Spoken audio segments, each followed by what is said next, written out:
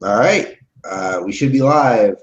Hi, and welcome to the first episode of Fostering Opinion. I am the host, Travis Foster, and this is a brand new YouTube live series every Tuesday. I'm not really sure about the time, but it will be on Tuesdays. I will be having different guests, different people come in. We will be talking about a multitude of things: video games, comics, movies, music, wrestling, like just anything that's kind of interesting at the time. I do want to take this time, however, we did do a live stream on Sunday and never really got a chance to address it. And I just, at the time, I didn't know what to think or how I wanted to eloquently word this. Obviously, our thoughts, our prayers, everything is going out to people in Orlando.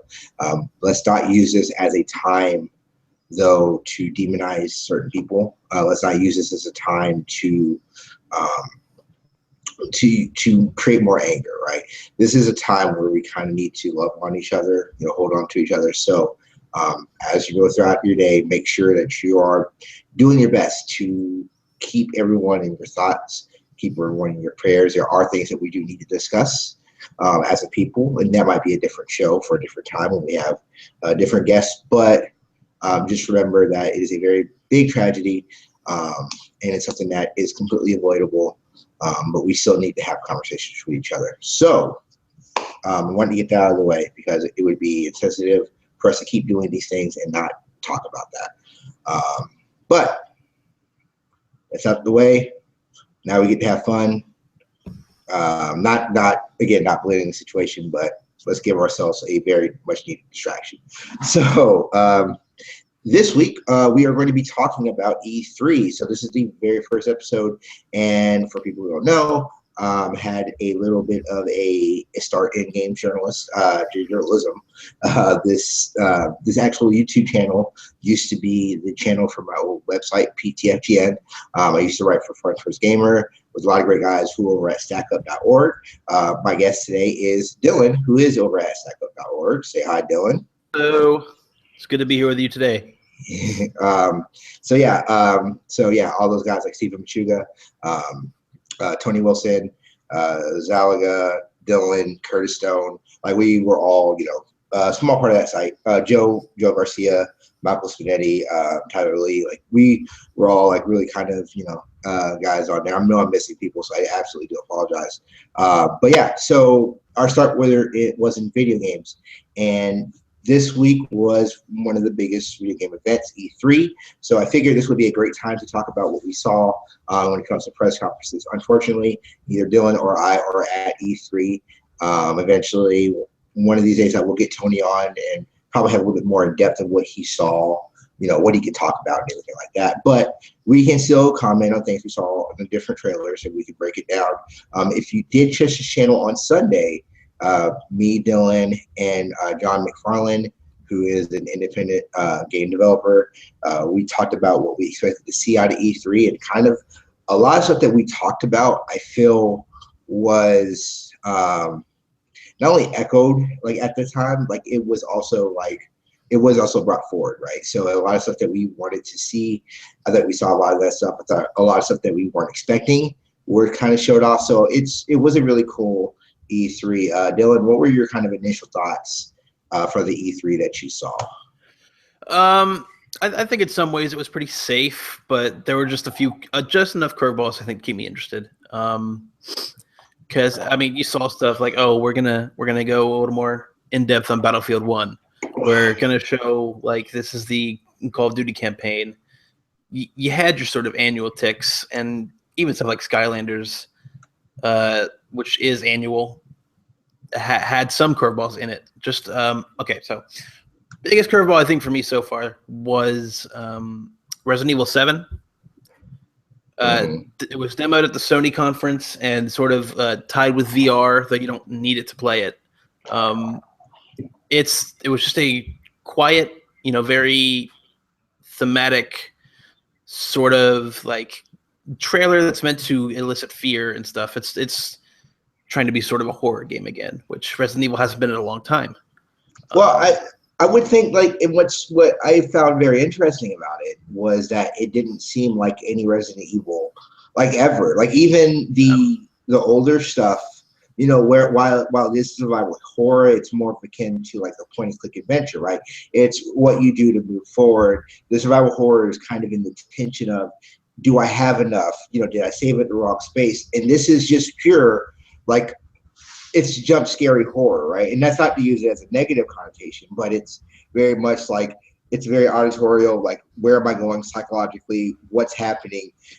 Kind of a horror game. And it seemed like with this and with Kojima's game, which I'm pretty sure we're going to talk about sooner, like, it seems like they took a lot of stuff that PT kind of was like hinting, this is what we're going to do, and then decided, well, we can do that. Yeah. Yeah, it was very interesting. Like, oh, Resident Evil sort of not aping Silent Hill, because that really never happened, but it's taking those sort of breadcrumbs that were teased at PT and being like, well, we're just going to try and do that for ourselves. And I think the demo's up right now on the PlayStation Store. It took a while to get up this morning, but it's up by now. Yeah. And yeah, I mean, totally. I am totally willing to get like a whole shakeup of Resident Evil, because even the good Resident Evil games, like, Revelations wasn't bad, but it just sort of exists. It doesn't really shake anything up. It's not really changing much. Totally willing to give Resident Evil 7 a try. And they're tying in like the biohazard and Resident Evilness of it for both US and Japan, which is kind of like, maybe they're kind of bridging some of those things together. So, right. I think it's really cool that it is very much like, hey, this is Resident Evil 7 Biohazard, and the Japanese, they have the Resident Evil part in there. I like the notation of the 7 in both titles, where the Biohazard, it's just a pure 7 where the Z is, and then the Resident Evil, it's the V11. It's the 7. I think that's really cool. And I think Tim Turry over at Capcom Unity, he actually tweeted out the design for Kitchen, which was the big VR demo from last year. And if you actually look at Kitchen's logo, there is a 7. Like, this is what Kitchen was, right? But there's and the whole before Kitchen was like, well, this is what happens before that kind of VR demo was. So it'll be interesting how they blend all that together. And like, maybe this will be one of the VR games that's not just an experiment or some kind of testing ground for new mechanics. Maybe it'll be a full-fledged game. Yeah, I think we're looking at a full-on, like, hey, here's your next evolution of Resident Evil, which this is. So if there's like a theme for me in this E3, it was, this is the next evolution of franchises, right? And this is what gamers have been asking for. It's like, hey, can you take this and let's see what you can apply, right? We've been playing God of War for how many years?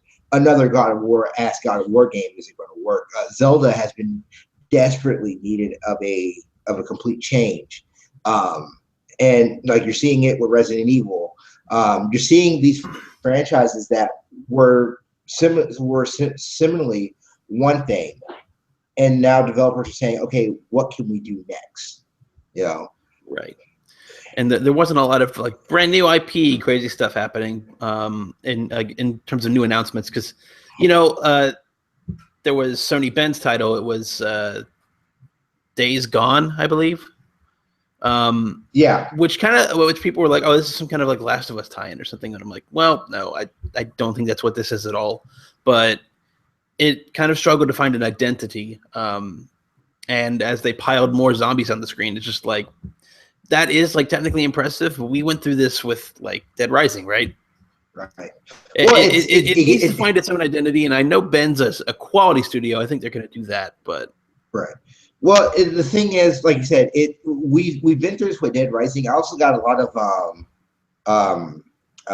Left 4 Dead vibe. Like, we've seen hordes of zombies come after, and it is all about survival. I don't like that. And kind of like just hopping into the press conferences, to me, that's like how I felt about that was kind of how I felt about Sony's press conference. Like, I saw a lot of people who were really enamored by it, but I didn't really see anything. And that's what, like, with this game, like, it looks great, but I was also getting like Ride to Hell Retribution like vibe from it, which isn't fair because it's just it's a biker, right? So that's why you kind of get that vibe. and again, that's not fair, and not to say that this is going to be that game, because I guarantee it'll probably be way better designed than I'd that. certainly hope so. But it just felt like I've been there, and like again, not to be like the ghost, like I don't care about zombies. It's just what more can you do with that kind of a genre that I haven't seen? Like it's the World War II shooter of the last generation, were these big zombie games. So like I just would like to see more. And again, we haven't been done. It looks like there's different monsters, so there might be more to it. It just didn't do anything for me. Right, and I think Sony's press conferences are really good at being great in the moment, but when you step back and kind of look at it and think of this stuff, like, oh, very few of these games have any sort of release dates. You can assume things like Spider-Man will probably tie in with the Spider-Man movie, but there's really nothing really set in stone for a lot of these things. I mean, Last Guardian got its October 25th release date, but I mean, outside of that, who knows? I mean, I also think Resident Evil's in January, so it's not too far off. But so many of these things are still questions. So right, and it just seems like everything was like, hey, we have the CG, right? I look at something like Horizon Zero Dawn, and I didn't even put God of War in there. These games, like, I can be excited for because I see these games running in an engine. Like that might still be beta footage or even alpha with the case of God of War, but I see it moving, right? And I can see where it's going. With everything else, it's just concepts, right? And I think when you and John talked, I wanted to see more. I want to see more Shenmue because, I put money into this thing, and there's no more information out for it. I wanted to see more. I wanted to see more of the Final Fantasy VII stuff because, like, you announced this and you had this really great trailer, but there's no information. I have a feeling this is going to be the thing. Like you can't really great ideas and you can, create a CG trailer for it. But, what if it becomes deep down where it goes away? We never see anything else of it. That's my inherent fear of like the PlayStation stuff. Like it's great to have that, to see that stuff and be excited because be extremely excited about what's coming forward, but let's get that information out there so that I know what I'm playing. Like, tell me what's going on in the story. yeah. I mean, yeah. The vagueness of all of that stuff is a little disappointing, but I mean, like E3 is about the hype and the reveals and the announcements and stuff, and I'm not too surprised really. So compare that to Microsoft's conference, which wasn't bad at all. I think it was a pretty solid conference, but none of its games really got me too gripped. There's stuff like Forza Horizon 3. I'm sure that's going to be a fine game. I'm sure it's going to be, great, but I haven't cared about Forza in like 7 years. So, I mean, it's hard to kind of muster this kind of enthusiasm for that because I also haven't cared about God of War in a while, but that just looks like a way different direction and like way cooler to me. Well, I mean, it's with Forza, it's a car game, so I'm not sure what you can kind of do that would be. You can't reinvent the wheel, right? You can't change how car games play, right? They're going to always be car games. Maybe I'm just sour that there's no Burnout anymore. Yeah, I mean it's not Burnout. It does like it has that kind of Burnout-y like aesthetic. Ideas. Yeah, basically a Burnout aesthetic, like but without the crashes and stuff. Right. Yeah, I thought it looked all right. I don't know. I really thought it looked just okay. That's the thing. Like it looks objectively perfectly fine. It's going to be a great game, I'm sure, but it just couldn't. I didn't really care. And like Sony turned stuff that I don't care about into something I kind of do. Because even with Crash Bandicoot, it's like, oh, okay, they're testing the waters for what they want to do with this franchise from here on out. So if the HD collection and like some Skylanders stuff makes some noise, then maybe they'll make another Crash game. Well, normally if you go by the how Sony has handled their HD collection stuff, you had your Sly Cooper collection, then that coincided with Sly 4. You had the Ratchet and Clank collection that came out, and then you had the game reboot. for for the reboot. So that could definitely be it. We could be looking at a Crash Bandicoot like reboot. We could be looking at a Crash Bandicoot movie. Don't know what that would be, but we could be looking at that. But I think you probably see more of that stuff at PSX. Yeah, Which that's is a better why, audience for it. right? Which is why I think like Sony didn't really go into stuff because they have their own they have their own event. They have PSX. People are going to go there, and then you could be like, well, here's how Kratos ended up in Viking times, and he looks like Tommaso Ciampa. Like this is how like you can kind of go into it that way. Like you don't have to really do stuff. Because you did bring up Microsoft, I thought they had a really good press conference. I thought explaining what the Xbox S was, Xbox One S was, like right off the bat, I thought that was really smart and really not even keeping a lot of information on there. I thought that was a kind of a good way of looking into that. I thought what they were showing game-wise was really great. Gears of War looks like Gears of War. So Right. that like of all the innovation, that was the one where it's like, oh well, this looks like that. I'm really interested to see what Recore is like. I don't know, man. My enthusiasm for Recore kind of just went down to just seeing some of the gameplay. Like that's a game that needs time in the oven, straight up. Don't rush that game out. Take as long into 2017 as you want because I want that game to be great.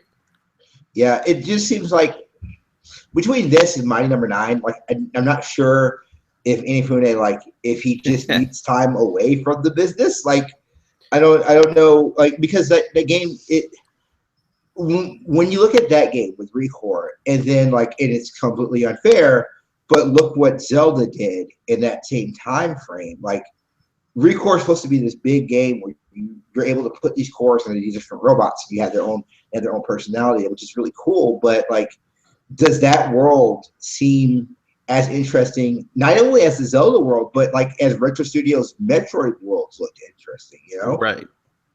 That's where like it just doesn't look really interesting. Scalebound, it looks like Scalebound. Like I don't know what to think of Scalebound. I get like a Xenoblade. It's like Xenoblade meets Devil May Cry. Yeah, and like I don't know if I like the main character, but I mean it's a different game. It's a new IP. We always talk about. I talk about there should be new IPs for these systems. This is a new IP. If it works, it works. If it doesn't, it doesn't. But that's kind of the risk you want to take. Is you want to give a new building block because then what to say. Like if it doesn't work, a developer doesn't see something that they like in it, and then it's like, well, maybe I'll do this thing, going forward. That's where it can kind of go. So I'll be looking forward to see what that whole thing is. I'm trying to think what else was in Xbox. You already talked about Forza. I mean, that's the thing. Like nothing. Like Microsoft went for safer announcements and talk more about hardware and stuff, and like infrastructures and all that. They sort of teased a little bit about the Scorpio and didn't really explain what that was. They're dangling those keys in front of you a bit. I have no idea what it could be other than that. Like it's their next console. That's not quite a generational leap, but like a half step. So it'll be like a lot more powerful and stuff. Still run your Xbox One games, still run your Xbox 360 games. It's just this platform that they're building that will keep growing and growing and growing, I think. But or you could just get a PC because all of their stuff's coming to PC. Right. So that to me that was the biggest takeaway, right? Is that this whole Xbox and PC experience, and they were very cognizant to say coming first on Xbox One and Windows 10, or coming exclusively to Xbox One and Windows 10. I'm not sure what that does to your fan base because I have a Windows 10. I don't have an Xbox One. I have no need to get an Xbox One. I could just buy a 1070 graphics card, which would be the same price as the PlayStation S. I still use my PC, and I could always upgrade and mod that forward. Are you cutting your fan? And the thing is, it's Microsoft, so you're still not really cutting your fan base. In that there has to be exclusive experiences to playing on an Xbox One, because I can get a Xbox One controller and a Bluetooth adapter on my PC. I already have Bluetooth connector on my PC, so I can play with a wireless controller. Like, what is the exclusive experience that I would be getting by not going with my PC? I think that's where they really need to hammer that home, But because don't they win either way, though?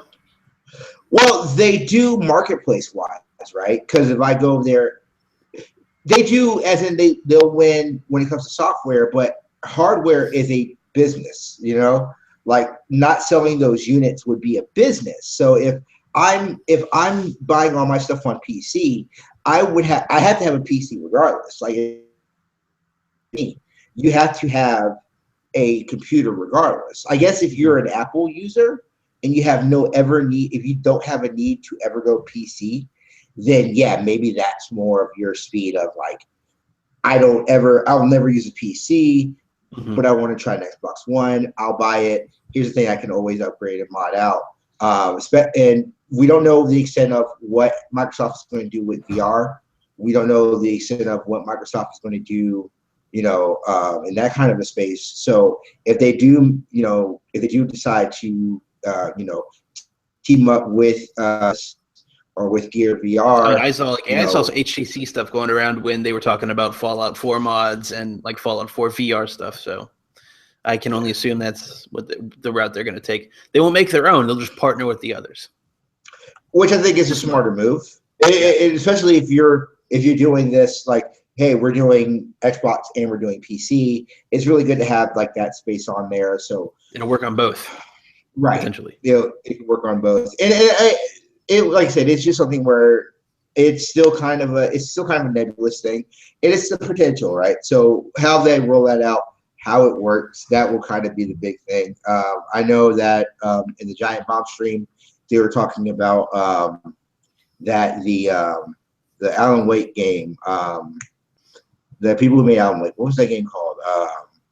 Was it Quantum Dream? Quantum Break. Quantum Break. Like, it didn't work really well on PC.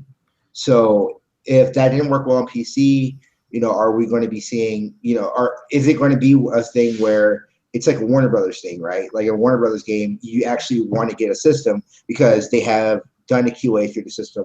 The smoke test has gone through the systems, and that's where that kind of game works.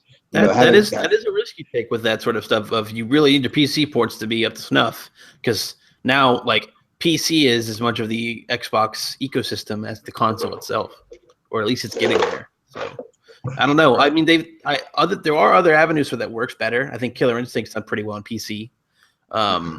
So I think they're just kind of getting their feelers out for what they want to do with PC for now. And as we saw in the conference, they do have plans for the future. And I think Microsoft as a whole, this will be better for them than sticking with like wholesale with the console business. Because Sony can't do that. They're not going to do that with their Vios and stuff. All they can really put their chips on is the PlayStation brand and consoles and stuff. Because like Sony as a whole does not have a lot of money going forward right now. Microsoft is doing pretty well. So, no, that's definitely true. But yeah, I think that was really cool. You brought up Killer Instinct. I completely forgot about the season 3 update where they have the one of the locusts in General Rom.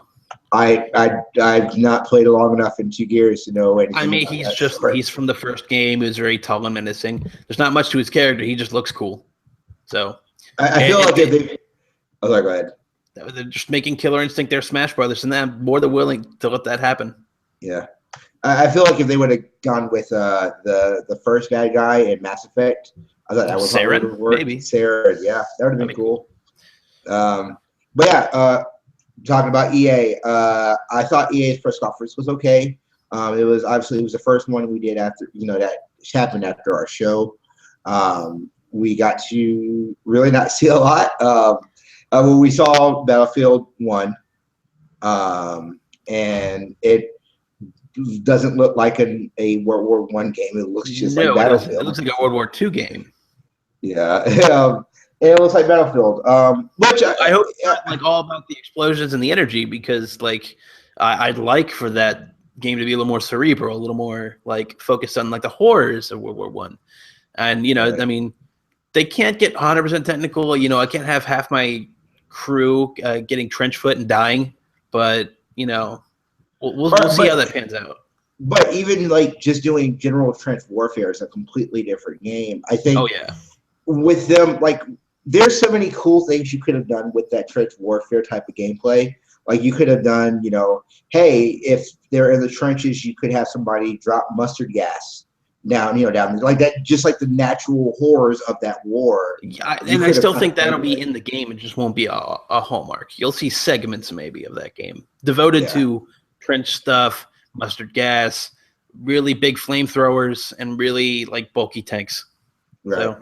And they were very, very adamant of showing off the tank stuff. So those seem like roomy tanks. Those seem like tanks the size of a room. Yeah. So, but yeah, I thought it was also weird that they showed that same trailer like 5 times. Like, a bit much. I've seen it a lot now, and then it was like, okay, we're just going to keep showing this trailer. I mean, the thing is with EA, it was incredibly safe and boring. Like where Microsoft was safe, it did take some strides and some risks, and there was a general energy about it that was good. But EA didn't have any of that. I think EA just stuck to the plan way too hard, and I just didn't care for what they had to offer. I mean, yeah, they do make good games. I think EA's got all under their belt, but they can be a little tone deaf with a lot of stuff. So it just and like Titanfall 2, that looked awesome, and that was from the start. It looked pretty cool. There's you hit a guy with a grappling hook. This is year of the grappling hooks, and you like do a Mortal Kombat Scorpion come here and kick him. So yeah, I thought. And then there's stuff that's just not ready to be shown, like Mass Effect. It's still not ready. Star Wars not ready. These things need time, but there was barely anything of the new Mass Effect showed, and it's like that game's supposed to be out in 8 months. Well, I don't. I think it's fall next year if we're lucky. Yeah, I don't think Amy Hennings's game comes out. I don't even think it comes out next year. I think that's probably an early 2018 game. Honestly, I was talking about Mass Effect, but yeah, that's also pretty far out there. Yeah, it looks good for what I saw, and I like the facial models being a lot better than they were in the old games. But yeah, I thought Titanfall, as someone who's never played Titanfall 1, I thought Titanfall looked really great. I thought it looked really interesting because it would. I like the Respawn guys. I like their games, and I didn't really ever get into Titanfall. I thought this was a really cool way of doing it. Like, let me be a space ninja. Like, I just want to do space ninja things. I thought the campaign at first implied that you were the mech, and you weren't the pilot, you were just the mech. And I'm like, this is kind of like in a different direction than I expect this kind of game to go. But I don't know. Like Titanfall 2 looks very promising, but that's kind of the best thing they really had. Everything else is it felt kind of flat. And they spent, and I know sports games aren't for me, but they spent like 30 minutes on FIFA 17 on like an interactive story mode. And like that didn't work out for NBA. Don't know how it's going to work out for FIFA. Well, I mean, that's a different game, right? That's the two. I mean, just different company, because that was 2K when they do the interactive. Oh, that was 2K, really? Story. Yeah, that was 2K. I thought that was EA. But the last time EA has done this, basically was the end of the series. I don't think FIFA's never going away, right? But the last time they did this was the Fight Night Round 4 had a whole storyline stuff that was tied to it. I'm not sure how this is going to go. I'm very, very like as a guy who plays a lot of sports games, right? The game I probably logged in the most hours to is NCAA football 2014. I don't know if having a narrative-based sports game is going to if it's going to help or increase it. So there are games that have career modes, right? So when I think of games that have career modes, like to me the best one that does it is MLB The Show. And in MLB The Show, you kind of create your own narrative is what you're doing. You're still doing a simulation of playing a sports game, but you're creating your own story. So it's not, it's not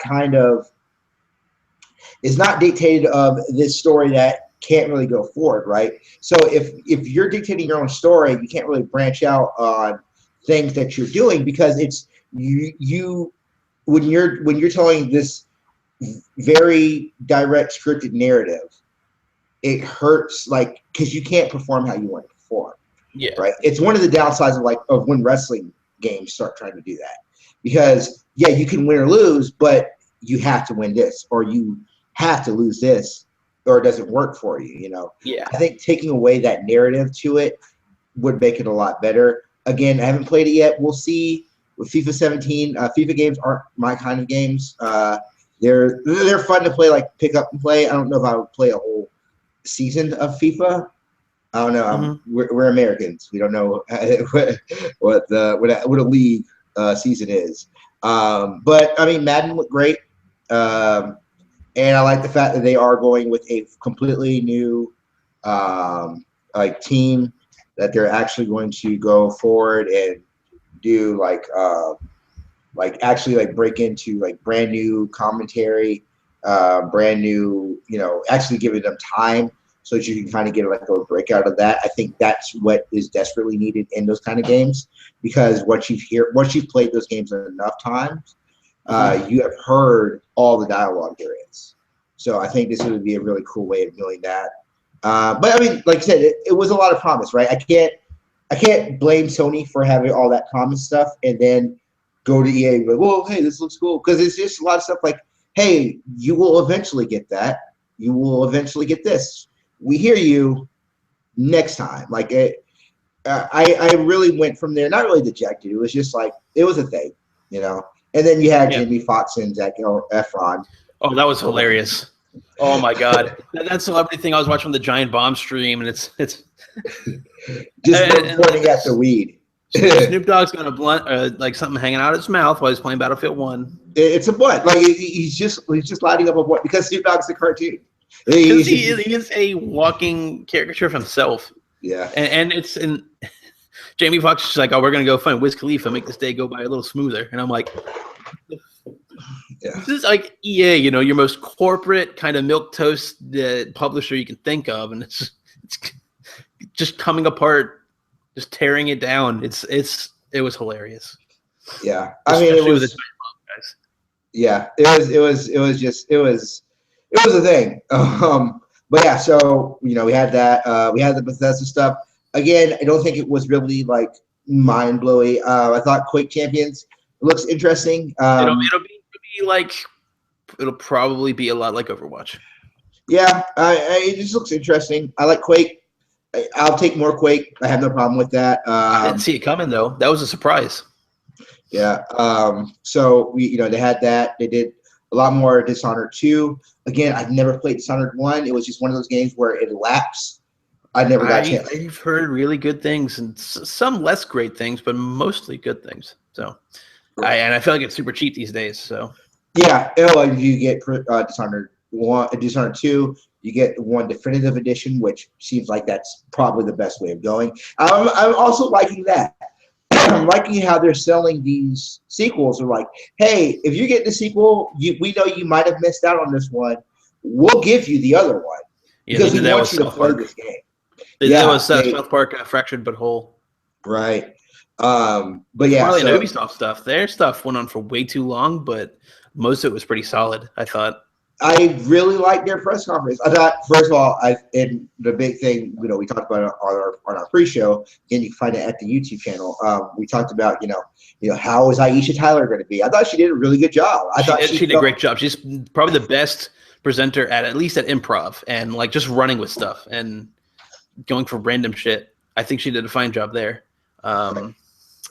I just thought a lot of those demos and stuff, like the For Honor went too long, the Eagle Flight went too long. Just trim it a little bit. And I get you want to get the experience out and see what people are going to be in for, but it was a 2-hour long press conference with less games than Microsoft's. Right. On the lineup. And I think everything what they showed looked really cool. I mean, we had seen so much of Watch Dogs 2. I don't think you should have put that much time into it, but you kind of have to. Obviously, they showed stuff for the Assassin's Creed movie, which who knows what that's going to be. Every time I see, the more I see of it, the more I'm like, no, this is going to be another just mediocre video game movie. The more I saw of it, I was like, I'm not interested. I didn't like the original trailer, and it wasn't because there was Kanye West, because I actually do like Kanye West. Like I just thought the first trailer looked like, yep, this is every action movie I've ever seen. And watching that stuff, I was just like, yeah, like this is just a boring action movie with Michael Fassbender. Like you're not gonna trick me into watching this movie. I've always had a tenuous relationship with video game movies, just trying to legitimize the field. But it's like, why bother putting so much time and effort and money and sweat and tears into like a Last of Us movie when we've already got it? Yeah, or a Division movie. You know, like What's why? Well, like Jake who's like who? Yeah, Jake Gyllenhaal, video game movie thespian. Jake Gyllenhaal. He plays the Prince of Persia. You know. Yeah, he was the Prince of Persia. You know. So. But yeah, I thought. But going back to Bethesda, Skyrim, which. If you people who follow us, our podcast at PNB, which is at PNB. We're never going to stop talking about Skyrim. Yeah, pnbcast.wordpress.com. There's a backlog of Kayla Zoombaum, who is one of our hosts, the main host of the show, talking exclusively about Skyrim. Literally, we've talked about it for years and years, and it's just hilarious that it's not stopping. It will never die. Like Skyrim will never die. It's always going to be there. 2025, yeah. You're going to get an updated Skyrim port, I'm sure. Well, and so yeah, they showed Skyrim. It looks beautiful. It looks like a really cool version of that, and it shows like it looks like Skyrim. Look, it looks better than the console version. Let's give it that. Yeah, okay. It looks like Skyrim. And it comes with mod support, so hopefully you get your Macho Man Randy Savages up in there. Hopefully they can mod it where I will grow interest. Support. It's the mod is Travis is interested in this game to play again. Yeah, this is the Travis Foster mod. It's just like there's no open worldness. It's all Final Fantasy 13 tubes and fucking boss battles. It's a direct story, and you move from this area to that area, and it's you're literally from point A to point B. Yeah, that would that was fine. And they showed stuff like their Hearthstone clone, which looks a lot like Hearthstone. It's a Hearthstone-ass Hearthstone game. Even Gwent has these sort of changes and stuff that differentiated from other digital card games. But Elder Scrolls Legends is just like, how close can we get to Hearthstone? Right. Somebody's gonna miscode something, and you'll just see a Hearthstone card in there, right. and it'll be hilarious. If this is the E3 of the graphic hook, is next E3 the E3 of the return of TCGs? It's already started, dude. They announced Gwent. It's like, hey, Pokemon TCG comes back, like hardcore. Like we're doing a full-on single-player campaign again. Pokemon TCG 2, Fairy Time. Like I'll still be playing Hearthstone though. Yeah. But yeah, and other stuff at Bethesda, it's just it didn't blow me away either. But I thought it was just solid enough. I thought. Because all the stuff that I saw from like Dishonored 2 is like, oh, this is kind of like maybe a bit more intriguing version of Bioshock Infinite, perhaps. Right. Like just in terms of traversal and combat and stuff. I thought it just might be like a better version of that because like I liked the game at the time, but I have a little less fondness for Bioshock Infinite now, just because of some of the narrative twists and stuff seem a little just ham-fisted. But yeah, I haven't played that game, and I really love that game. Like when I played through it, I think even like it was one of the few games like during that time period when we were working at Frontier Gamer and we were doing a lot of work, with reviews and previews and all that other stuff. During that time was like probably the most active I was, writing and doing previews, and I don't think I actually finished a lot of games that I didn't have to review. Mm-hmm. And I remember finishing that game. I remember actually like wanting to like just keep on playing it. It just the whole world engrossed me, and I liked the story aspect. I thought Daisy Fitzroy was like a really cool villain until she wasn't. But so it's like, oh no, I'm evil too. Yeah, absolute power corrupts absolutely. And both sides are in fact flawed. Nobody wins. Yeah, that was the part where it was like it's like if actually both parts are really good. Like yeah, not all men. Not all racist bigots. Revolutionaries. Yeah, revolutionaries. Yeah, and I thought the last area was kind of weak, especially when they like introduced new villains. like new enemy types like at the very end of the game. It's like the last waves of enemies, and I'm just like, you couldn't have spaced this out a little better? Yeah, but it was like I said, I still did enjoy it. I didn't play the DLC either, so maybe that would probably help out more if I played some more of the DLC. I heard it parlayed it better with the old BioShocks, but I mean, I don't. I like BioShock 1 and 2 like enough, but I really like Infinite more. I think Columbia was a more interesting world than Rapture. And I could be completely the only person in America who thinks that, but I really love Columbia because I like that time of history in America, right? Where you're talking. But they never. I feel like they never really did anything with it, and they didn't do enough with it. You were just like, "This is Columbia," and then like 2 minutes later, oh, everything's going to shit. Everything's on fire. Everything's blowing up. I wanted to see Columbia almost in its prime. Well, I remember. So when you first get Elizabeth, and we can definitely, we have other shows that will do this more often. But when you first get Elizabeth out of the tower and you're going to that beach area, like I spent like 15 minutes just walking around that beach. Like it was a cool little slice of life for what like normal Colombians kind of live their days like. Right. So, I mean, it was, like I said, I thought it was very interesting. I thought when you went to the ghettos, like, just like the discrepancy of, the haves and have-nots. Mm-hmm. And it is very bull-fisted, like, hey, one race is here, the other race is here. We call Asians Chinamen. It's that whole thing, the whole savages part when they're talking about the Indian Revolution. Yeah, Battle of Wounded Knee, like all that stuff. So like, yeah, it's very much my first ethics class, the game, Yeah.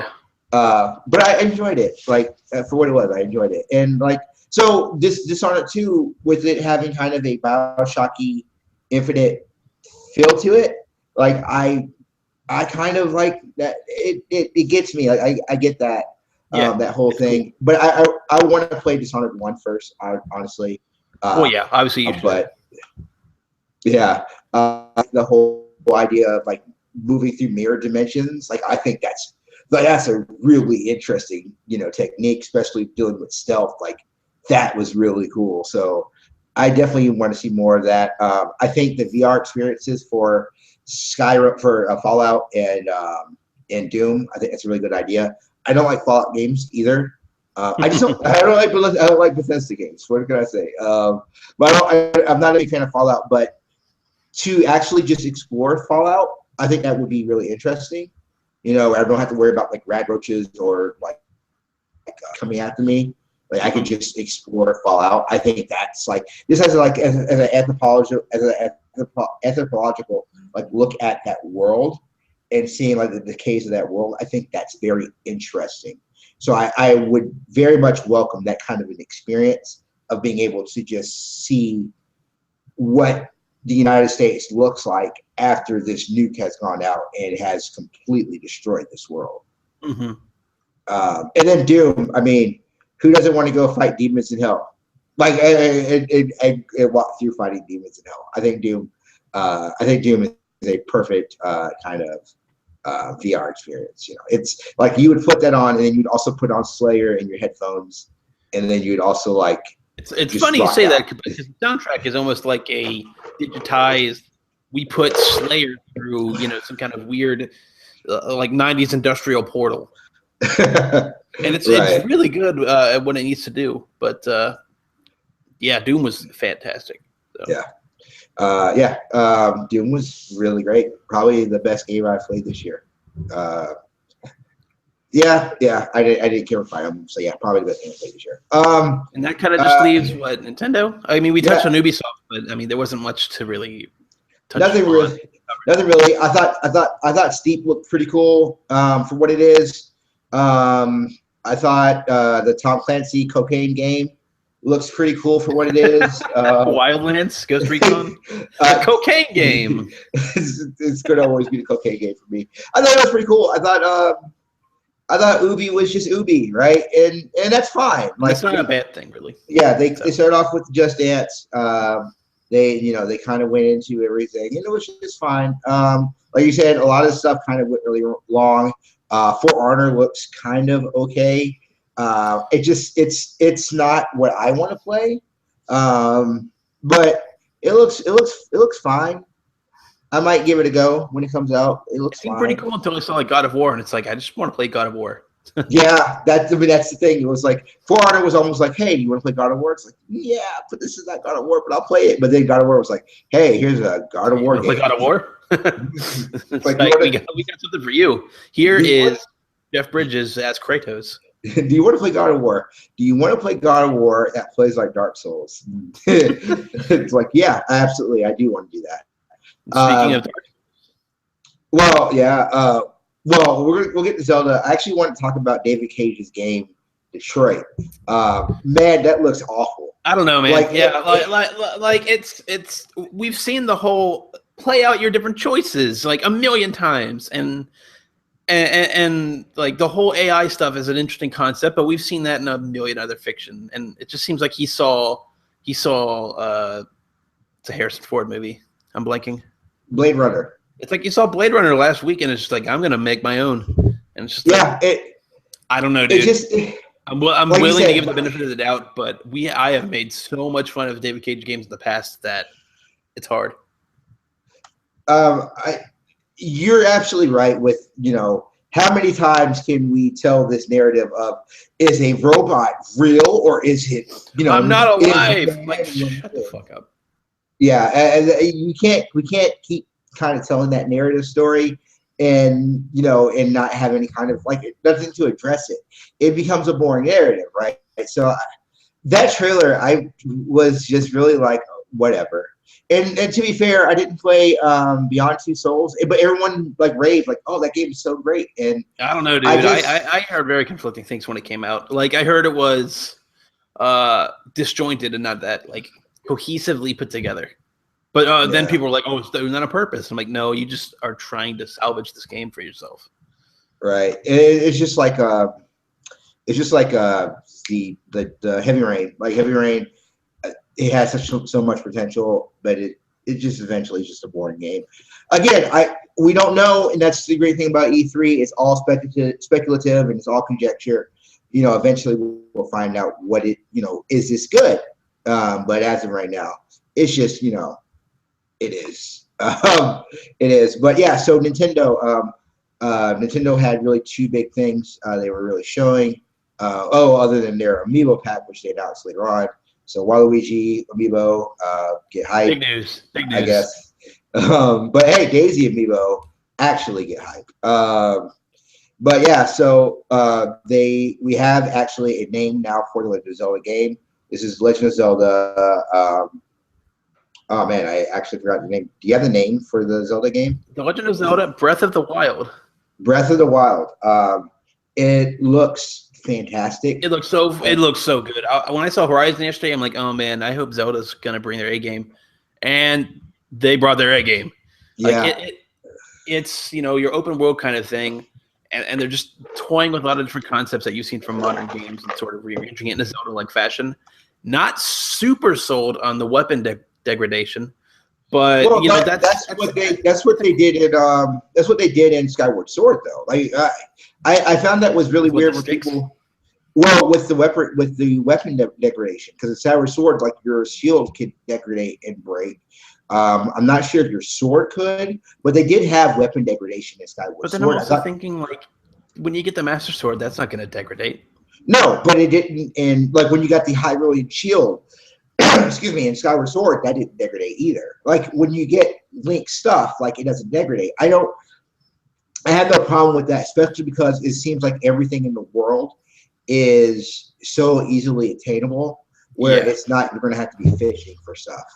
And plus, I think it's a really good way of changing that Zelda mechanic of get an item, fetch an item, take it back, right? Like this is now, you have to actively think about what you're doing. I think it's a really cool way of doing Zelda. It got me excited to play that game. Yeah. Really, really did. And I was surprised it's as cel-shaded as it was. I thought it was going to be the first trailer made it seem like it was not going to be like that. But I'm definitely excited to see where it goes.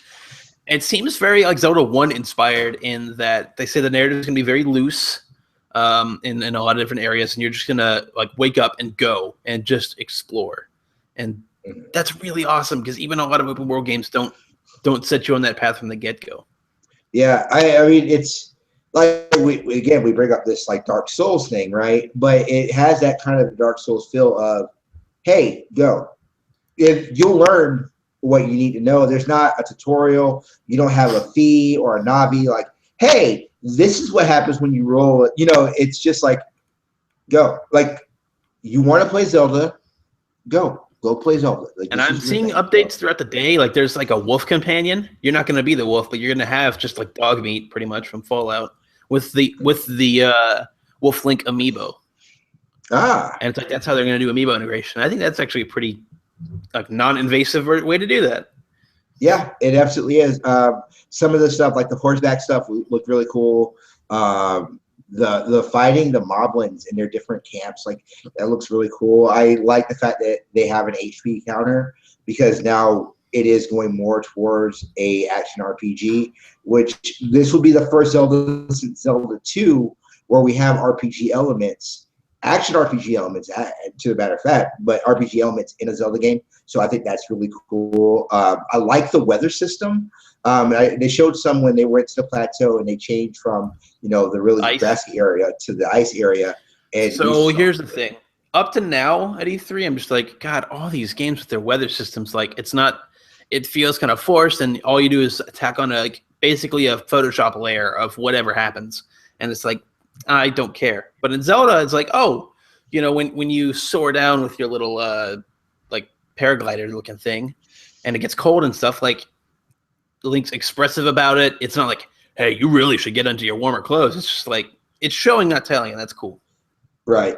And what I thought was also cool is someone even did show the art for it. You see Link hold all of his items, like so you can physically see everything that he's holding. I think that's a really cool aspect of it. So no dreidel from Twilight Princess, I guess. Yeah, not at all. But yeah, I thought it looked really cool. I thought the combat. I thought this is where you kind of have to go with Zelda combat. It's a little bit different, and I like the stealth aspect of it. I think that they make moblins a little bit more of a threat, like they were in Wind Waker, which to me is always a great thing, right? When you have threatening enemies, it makes everything you do more important, more kind of fluid when you go into it. So I think that was definitely a really cool way of doing it. So yeah, that game looks really great. I can't wait to play that next year.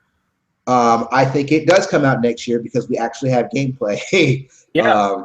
So I'm actually really excited to play that game. And there were some complaints, although people weren't exactly sure where it was coming from, of it being a little jittery and a little sub 30 frames per second. But I think that might just be because of Twitch.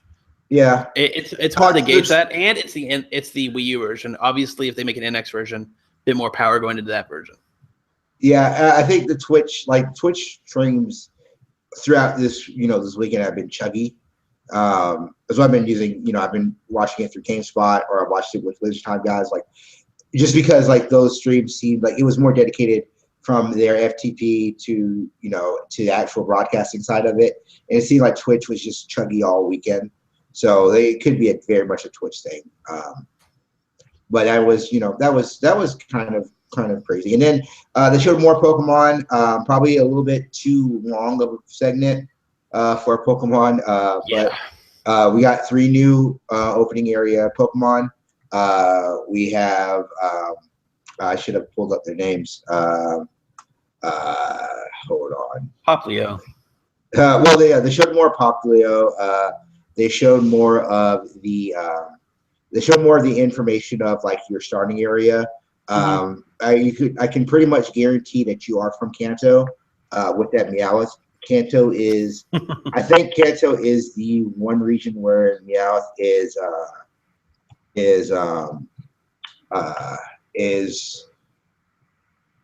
native to, I want to say.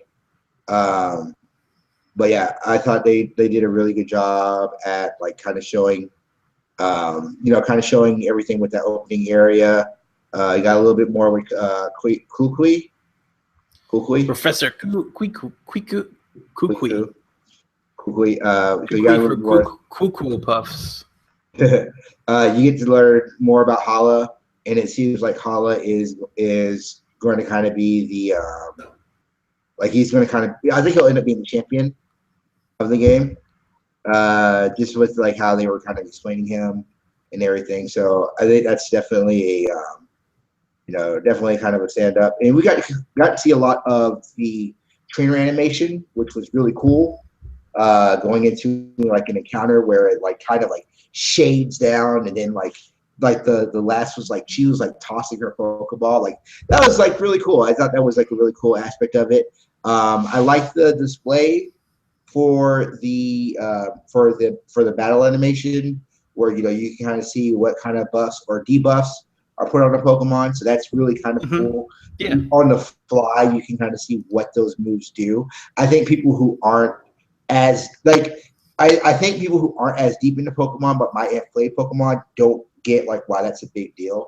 But I think people who are new to Pokemon, that's a really good deal of showing you what these do. And people who have played a lot of Pokemon, I think that's actually also a big deal, just because it allows you like on the fly your strategy of what you want to do and how you kind of want to buff everything up. I think that's a really cool idea. And then the show Battle Royale, where it was the four, it was a 4 free for all. Where so it's kind of weird. Yeah, so it's kind of weird. It's all four against is all four fighting all together. The match ends when somebody loses all three of their Pokemon, and then the winner is denoted by whoever has the most Pokemon left and knock out the most Pokemon, right? So it's a lot of it's going to be a very weird way of kind of doing that thing, doing that out. So I am really more interested to see what more they do with that. It does seem like Pokemon battles, or at least the big battles in this game, mean a lot more. That was one of the things I took away what Masuda-san said, was that the Pokemon, like the big battles are now like there's these big things that are these like big rituals in the region. So I can't wait to see what that really entails. We got new forms for Solgaleo and the Moonbat. Lunala. We got new forms for them. So, and they haven't called them primals. They're like full moon and full sun versions. So I'm thinking we're going to see a new evolution, evolutionary kind of boost. It'll be similar to primal though. It's got to be. It probably is, but like you said, those arm bracers don't look like they don't look like Mega Stones. So we'll see what they are as we get more information. I don't think we will be waiting that long because the game comes out in November.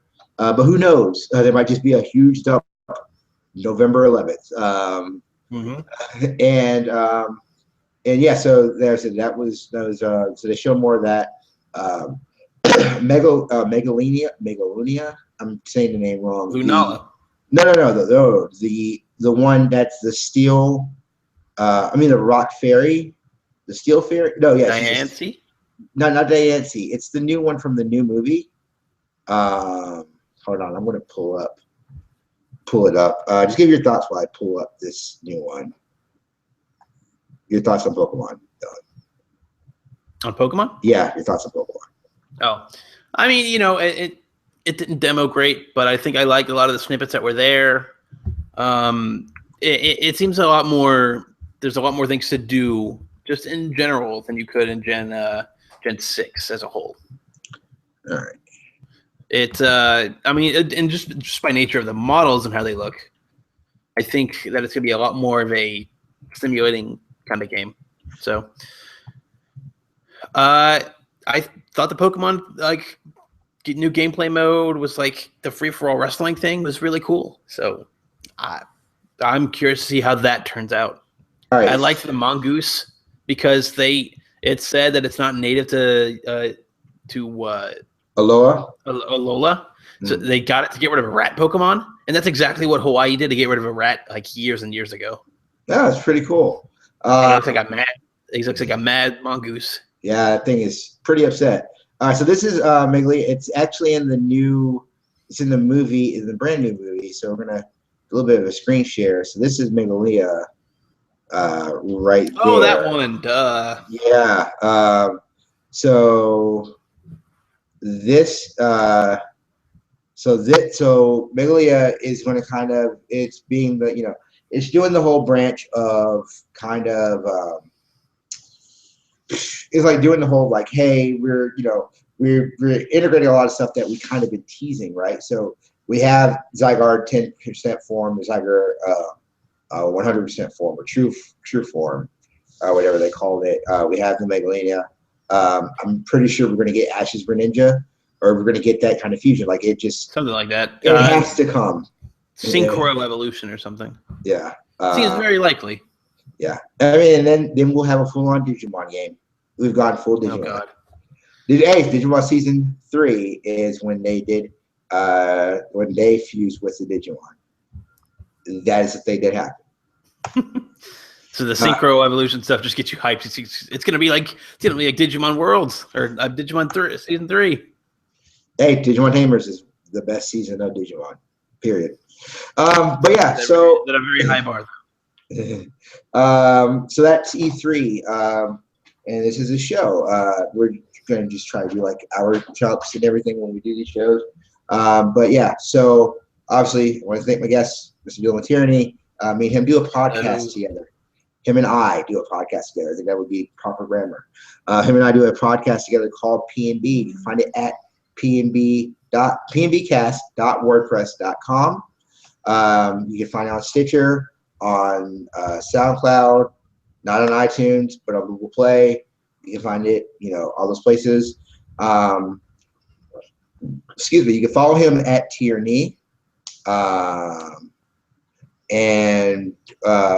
Like I said, you can follow him at Tierney, and that way we can, you can see what he's up to. He also writes up at stack-up.org, where you've been doing E3 stuff, correct? A lot of E3 coverage coming out of my way. I did a bunch of recaps for the pressers, and I'm gonna dive into some Zelda news and stuff. They had the press kits kind of go out to the public, so I'm gonna dive into some of those trailers and whatnot. And they have streams all day, so I'm gonna try and collect all that into one article. It's gonna be pretty big, if I had to guess. So, right. Obviously, you can follow me at Turbo Bison, and I am also, like I said, I'm also on the PNB podcast. And yeah, this will be this will be a weekly show, except for this week, where we will have an additional show tomorrow. I'm going to be joined by Mr. John Bolding, formerly of The Escapists. Now I believe he's a freelance writer. We're going to be talking a little bit about E3, a little bit about tabletops, and just kind of see where the conversation goes. But this has been Fostering Opinion. Remember, if you like this show, please like, subscribe, comment, share this show. Let's build ourselves a little small community, and we can just have fun. But my name is Travis Foster, and every day you should have an opinion. I want to help you foster it. Peace out.